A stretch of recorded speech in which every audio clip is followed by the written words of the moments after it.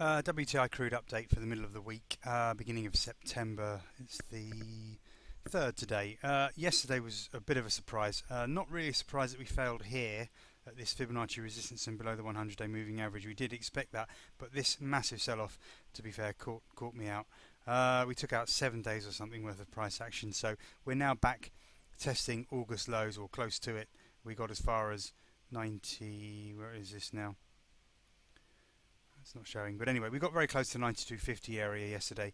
We're just hovering above here now. You can see these little lows down here. We're going to have to get through those. All these levels are on your sheet today for any bounce, but it's looking unlikely we're going to bounce too far now. This is quite significant, this big red candle here, of course, and the risk is now of a break. We've got very important longer term fib support around the 92.60-50 area.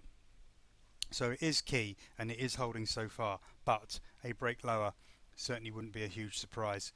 It doesn't look good at all, this chart, and then we're going to be hitting longer term trend line support, details of which are in your report, so I won't need to repeat that now, but you can refer to today's written report. It doesn't look good. Yeah, I think any bounces is now a selling opportunity after yesterday's big sell-off. It looks like that has set the tone for September, really. We had some big moves in the dollar, which looks like that's triggered moves in gold and oil. So not a wise idea to fight that, and I think we better be ready for that break lower. 92.68 was in fact yesterday's low, so yeah, we're closing in on August lows and that important fib support. Watch for the break lower. Brent crude, of course, also took a big tumble. We'd managed this little flag in a bear market, which we weren't confident was going to be the start of a bull run, and we were looking for it to move lower. But yesterday's big sell-off again took us by surprise a little bit. Couldn't have predicted that, but still.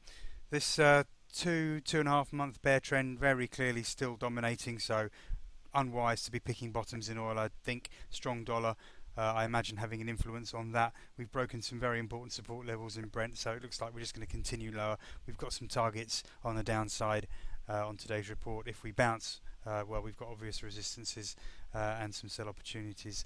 I don't think we will see much of a bounce, and I do think any rally is a selling opportunity, but refer to your report this morning for those levels. Energy markets in general have been under pressure in the last 2 or 3 months.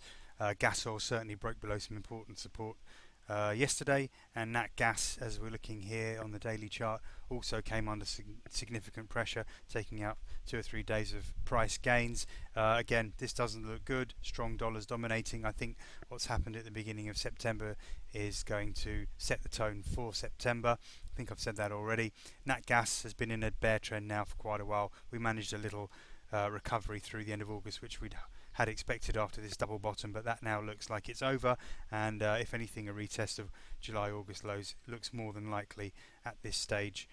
We'd really have to get a close above 4,000 again for me to start thinking more positively about this, but the charts generally look pretty negative for the energy contracts, and nat gas is no exception.